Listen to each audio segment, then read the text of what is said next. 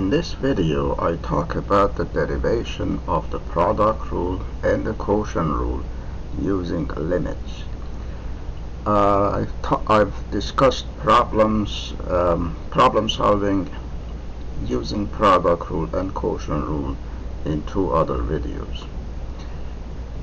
Here we start with functions f and g, f of x and g of x, that are differentiable, meaning that they have derivatives throughout an open interval, let's say from 0 to 1 or from minus infinity to infinity. What that means is these limits are defined. In fact, they give, the first one gives the derivative of f, the second one gives the derivative of g. And now for the product rule, let's define p of x to be the product of f and g, and we would like to show that p prime of x, the derivative of the product, is given by this expression, the derivative of the first function times the second function plus the first function times the derivative of the second function. The definition of derivative then tells us that p prime of x is this limit as h goes to 0, p of x plus h minus p of x divided by h.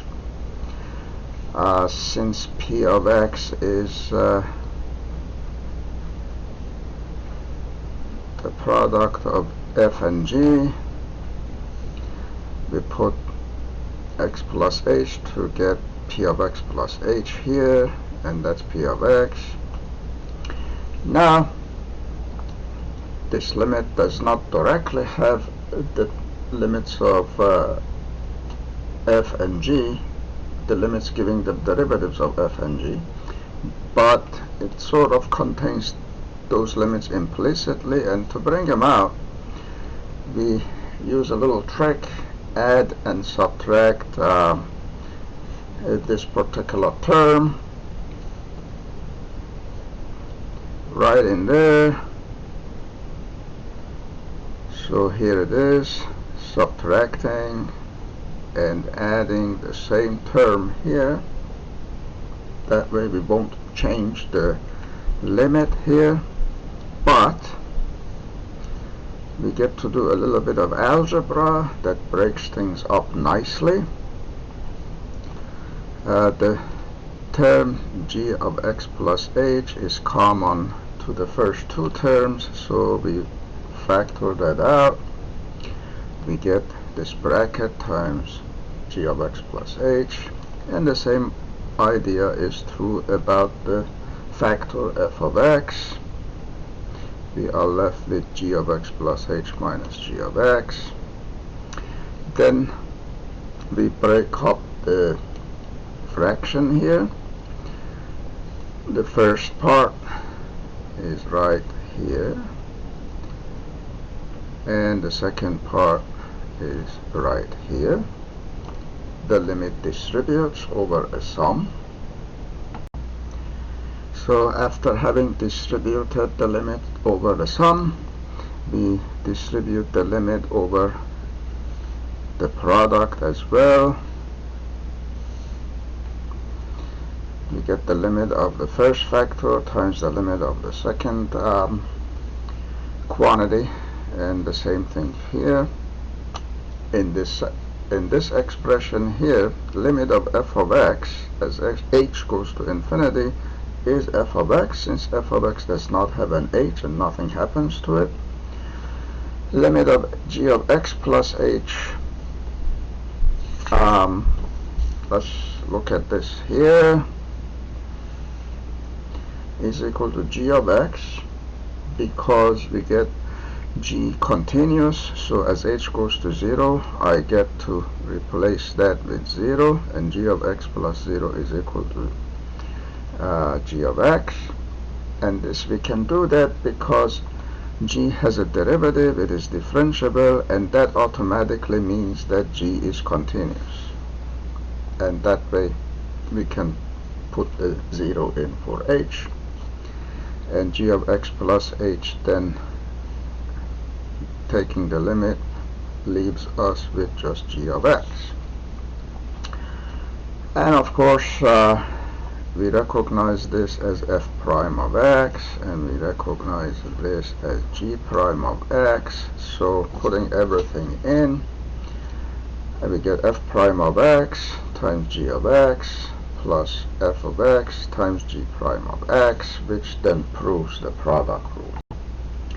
So in short, the product rule says then f g prime, the derivative of a product, is given by this expression using Leibniz's d notation. It is written this way: f prime is df dx, g prime is dg dx. Let me just say that because of all of that, we see that the derivative of a product is not equal to simply the product of the two derivatives, and I'll actually show that while this is not true in general, that there are some types of functions f of x and g of x where this equality does hold, but they tend to be exceptional. I'll discuss those in a separate video. For the quotient rule, we can use the same type of limit argument that we use for product rule, and it's just a bit of algebra.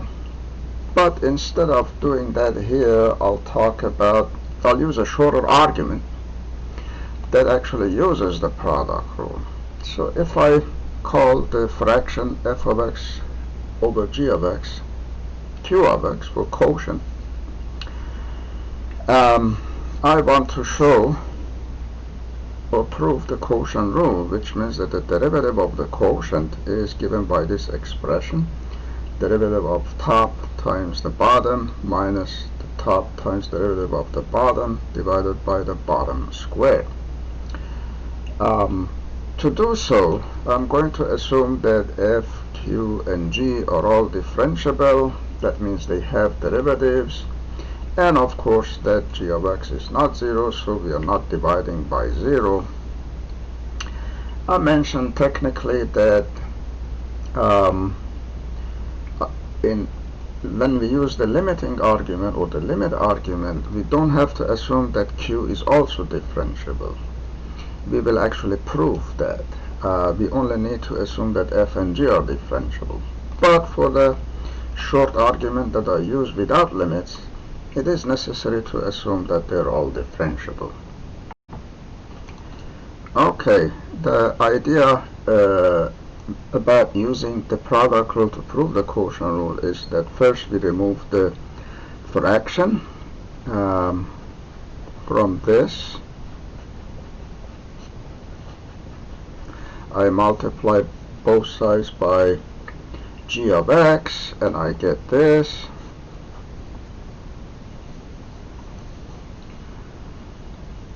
From the product rule, I get the derivative of f is the derivative of q times g plus q times the derivative of g. Then I remember that q is f over g, and I put that back in, and then I again multiply by g of x,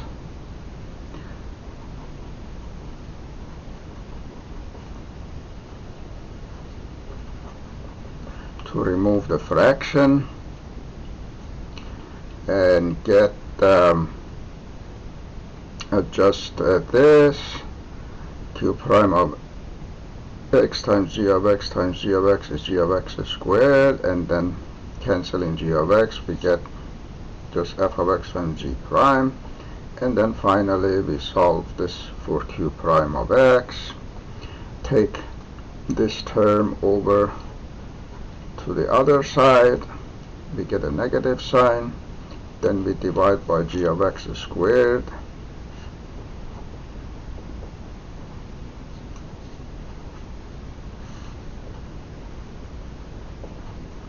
and so here it is. the derivative of a fraction being what we see here with the prime notation, but without all the x's, and here it is in the Leibniz's D notation with df dx for f prime and dg dx for g prime.